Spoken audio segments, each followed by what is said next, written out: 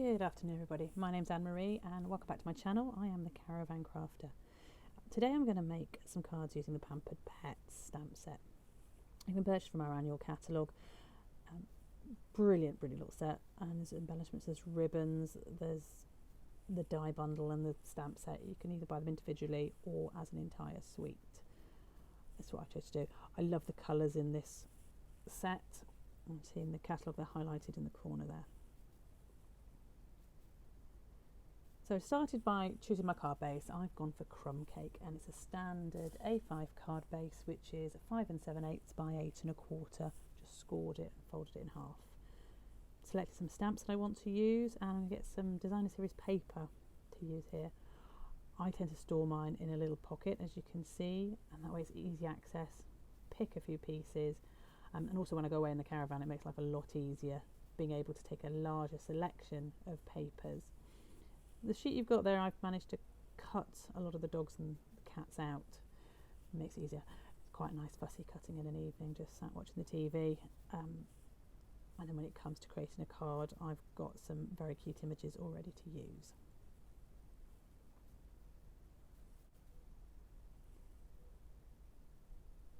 So I've chosen the designer series paper I want to use. I do like this text on the black background, and it makes the crumb cake stand out.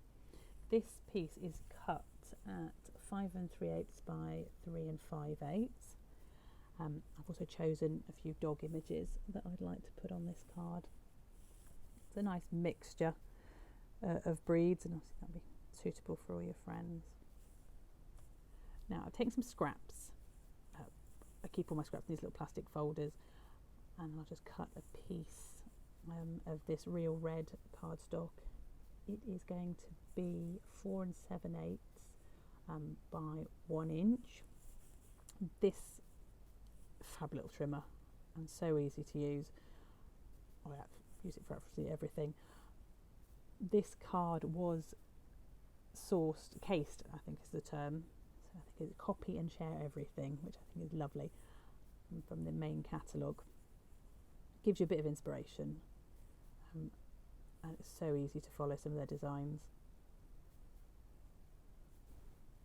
This little piece that is left I'm going to keep, as it'd be useful for a sentiment on another card.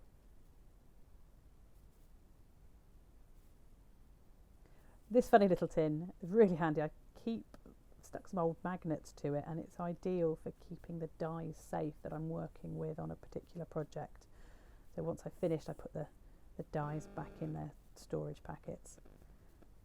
Again, just taking some scraps of basic black there to make a sentiment.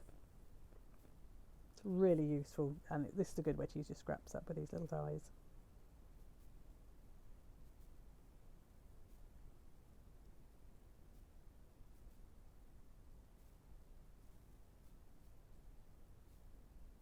I'll just line that up. I'll use a bit of low-tack tape. It's my favourite purple tape to hold the die in place. It's not too sticky, and when I'm finished with it, I tend to stick it to the side of my die cutting machine.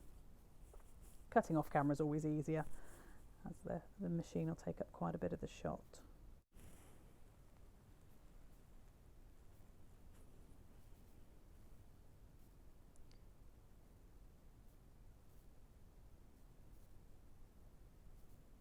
So after die cutting my sentiment, I put the die back in its little tray, and then just position the elements, just work out roughly where everything is going to go. Now my stamp apparatus, if I'm embossing, I often use this. Just so that way I can get a really good print. Top tip, be careful of the magnets. They will suddenly attract to each other quite vigorously, and I have snapped a magnet because of that. So with the stamping positioning tool, I know I can put some embossing ink on the stamp, stamp the piece of card, and if I haven't quite done it correctly, I know I could go back, stamp again, and the image will be in exactly the same place. Now I did notice on this that I haven't actually used an embossing buddy, so I think hopefully it's luck more than judgment. We've managed to get a clear print. So putting the embossing powder onto the ink, chap the excess off, and then I've got to just make sure there's no smudgy bits on there. I'd missed a little bit, so it'd be a good idea just to add some more on and make sure I've got good even coverage on the sentiment. Now tip off the excess embossing powder back into the little tub. You use very little of this. Clean off your stamp and pop that away.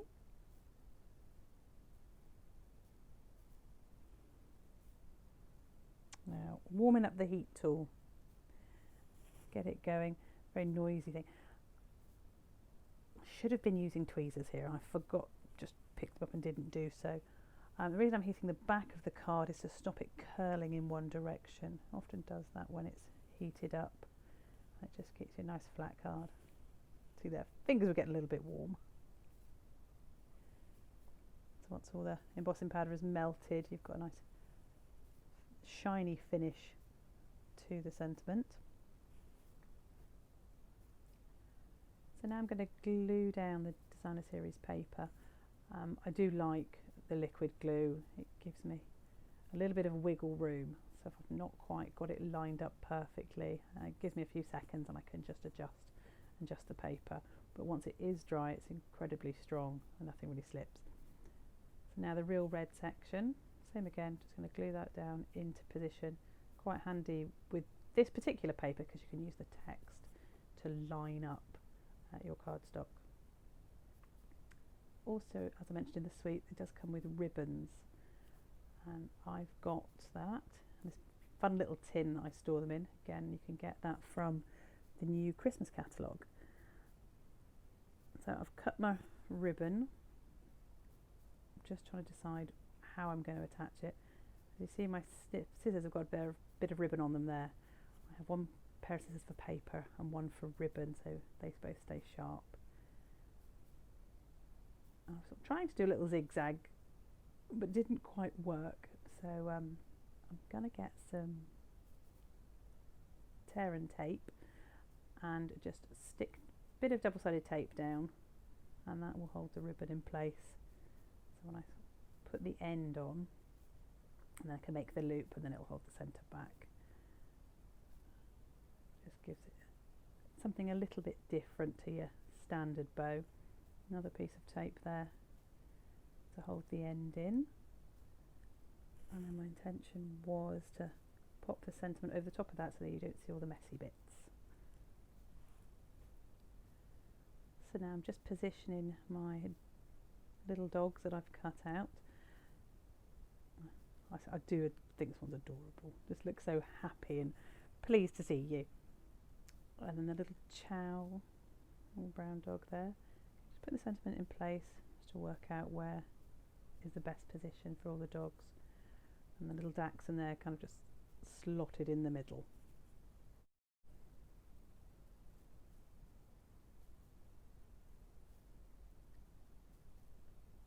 So I'm just going to take some dimensionals and add those to the back of the sentiment, and that way it gives it a bit of dimension and lifts it off the card. These are the little mini dimensionals here. Just put all the boys back in place, make sure I have got it right, and then I'm going to glue the dogs down in their final position. Now here I'd forgot about the double-sided tape, and the dachshund actually got stuck, so he was staying there.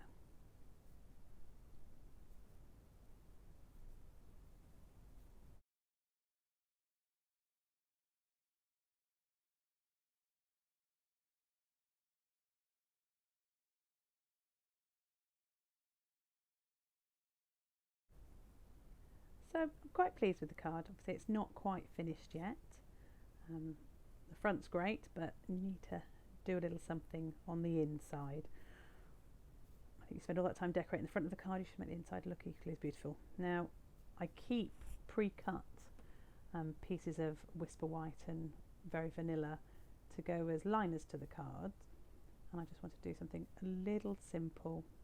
I think I've just gone for a little dog bowl, just to tie in the front of the card to the inside. It's my little sponge that I use to clean off my die straight away. And there's some sweet little hearts just there as well to give it that little bit extra. So again, going back with the Tombow glue to stick the insert into the card. And this is where the little wiggle room is super handy. Eyeball it, line it up, so you've got a nice even border around the Whisper White piece. And there it is, all finished.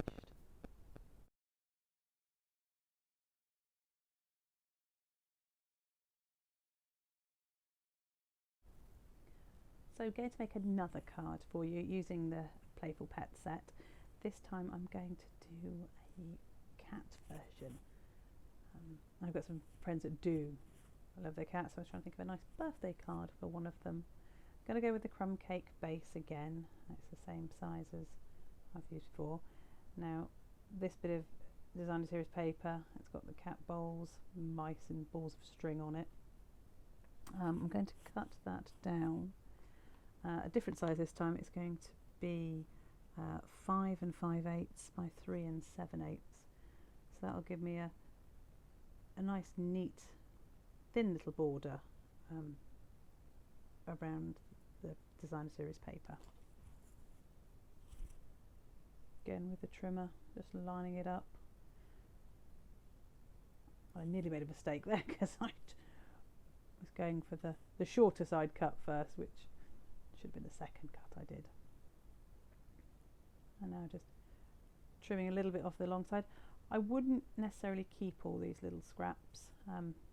If they're about 1 centimetre, maybe 1/2 inch thick, I may consider using them again to go on the inside of a card, but otherwise I will keep collecting so many bits of scrap paper.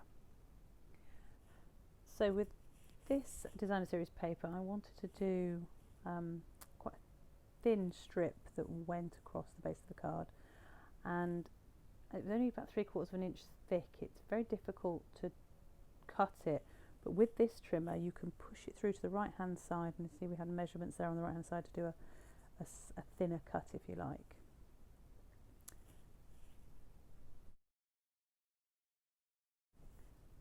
So I've got a piece of grey granite here, and I'm going to use one of the larger rectangle stitch dies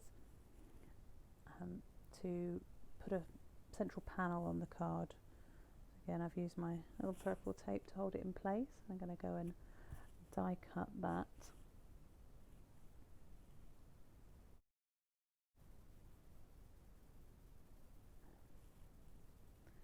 So I've gone and cut out the panel, and I love these dies because they give that beautiful little stitched edging to the shapes that they cut out, and you can get them in all different shapes. You can get circles and see the rectangles and squares. Pop it back in the little tray so I don't lose it, because I'm quite good at doing that.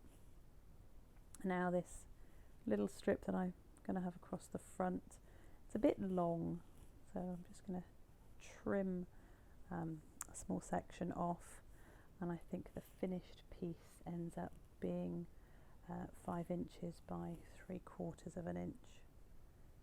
Get a handy trimmer. There is a mini trimmer out at the moment for demonstrators, so I'm going to hopefully grab one of those soon.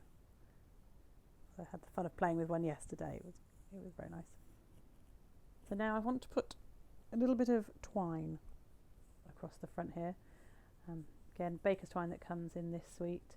It's black and white striped. Just measuring it there, offering it up.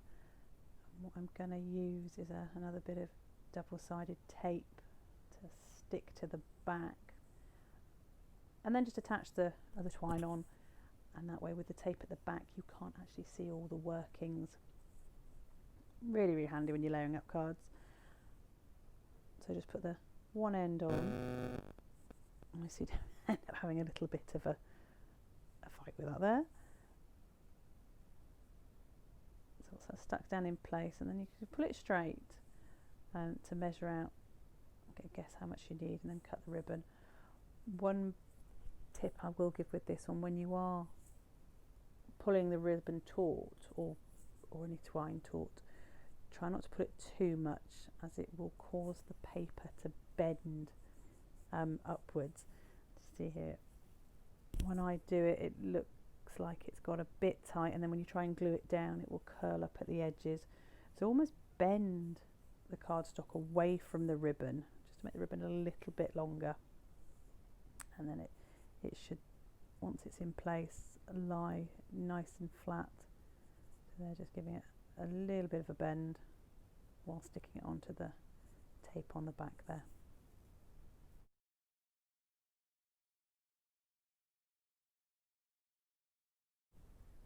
Now just assembling the base of the card with the design series paper panel.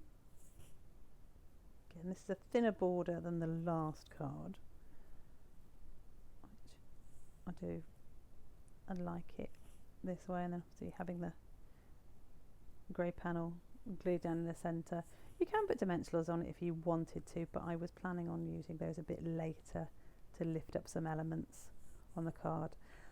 Sadly, with postage in the UK, if your cards are too thick and you've got too much embellishment, then the postage price is increased.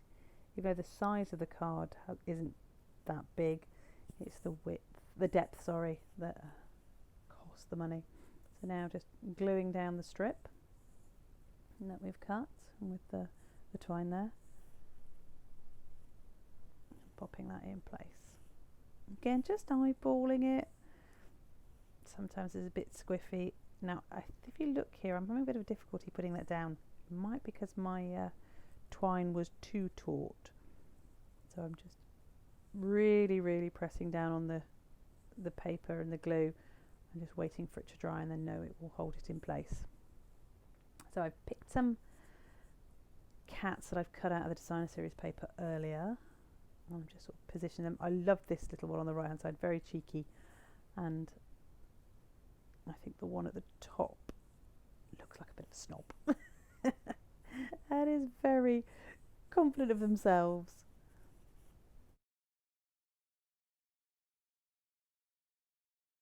So I'm happy with the position of the cats, and that gives me an idea of where I'm going to position my sentiments. I'm going to use two sentiments on this one from, I believe it was the Itty Bitty Birthdays set. I put them on my Stamparatus plate. Again, I'm going to emboss these with the white embossing powder, so easier using the Stamparatus. And I must say, my little glue holder at the side there, I'm very grateful. My boyfriend 3D printed that for me, and it's so useful. Make sure I get all the last bits of the glue out of the pot. As you can see, I've remembered to use my embossing buddy this time. This takes away any static on the card and any greasy fingerprints to stop the embossing powder sticking to them. Just holding them in place with the magnets, shaking off a bit of the excess powder there. So I'm just roughly lining up the happy birthday, and obviously when cutting it out I'll use the die to make sure that the image is level. And the one at the bottom here, I thought I'd just put the die in because it's a little wider than the sentiment, so I can just get an idea of where to put the stamp. But you can see the magnets are very strong, and they keep catching the die. This one jumps up there.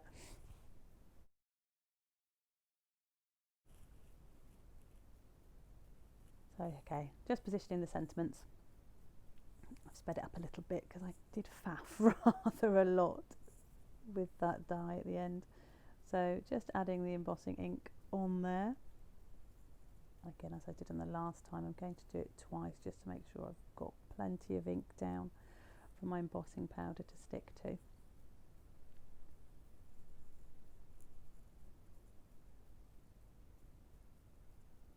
So cleaning my stamps off. and I almost forgot, and I was going to go and actually cut these out straight away, and then realised no, I should probably emboss them first before I cut them out.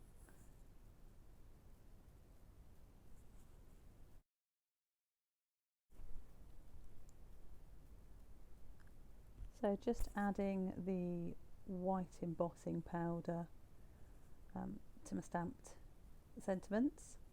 So let it sit there for a while. Shake it over so it evenly covers all of the image. Now I tipped this one off a bit quickly and it hadn't quite stuck, so I put some more back on. Just gently cover all of the wording. So we've got a nice thick cover. Pop the excess back into the pot. This stuff gets everywhere, and I didn't want it to get knocked over, which I have done in the past.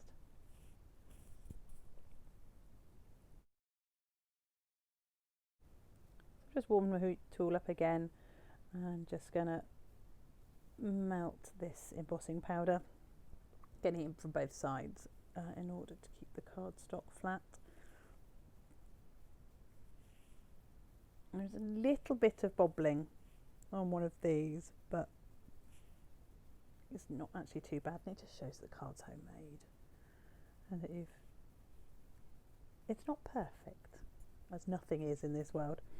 So I'll just take the items, cut them out, and then I'm going to do another final positioning of the cats and the sentiments. I've tied a little bow in the twine, so we're just going to work out where I was going to put that, and deciding which of the items are going to go up on dimensionals. I think I decided to put everything on dimensionals in the end, but there is a little trick.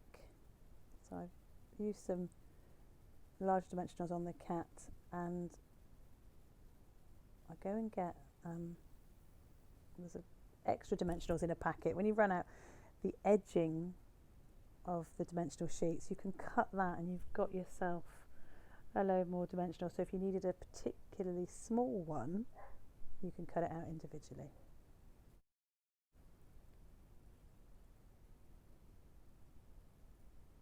So now just adding a few more dimensionals, and then I missed one, so I needed an extra one just to go and keep the tail up there. It needs to be a particularly small piece that I used.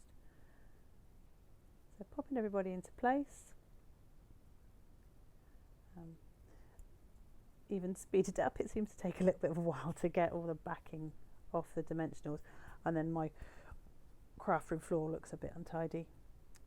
Now I wanted to put a little bit of something in the background there because it just looked a bit boring. So you've got the cute little heart stamp that comes in the set, and I used contrast, same colour actually. I used smoky slate to go on there and just do colour on colour. I then got some mini sticky dots to attach the twine to the card. Really handy stuff because they're so tiny and clear, you don't see them. So for the things we are putting twine and ribbon on, it makes it easier, and it's not as messy as trying to stick twine down with glue. So that's the front of the card finished. We've now got to decorate the inside as we did the other one. I've taken a piece of my Whisper White pre-cut cardstock, and I'm going to use the Enjoy stamp from the Playful Pets, just as it's a birthday, just a little easy greeting on the inside. Now this is the best bit. I was thinking of putting the little mouse that's crawling along, but I put him in the wrong place. I was going to do a second one, really wasn't comfortable with it, and then remembered cardstock has two sides. So flip it over, pop the mouse where I really wanted him, and then put the Enjoy sentiment back in the middle again. Glued this down with the multi-purpose adhesive. Again, pop that in, and just to finish off the card. and we'll also probably decorate the envelopes. So here are the 2 cards I made today. I hope you've enjoyed it. Again, if you want to buy any of these items, you can go across to my shop. Enjoyed the video, please give me a like and subscribe. And any questions, any comments, please feel free to add them. Thank you very much for your time. Enjoy your day. Bye bye.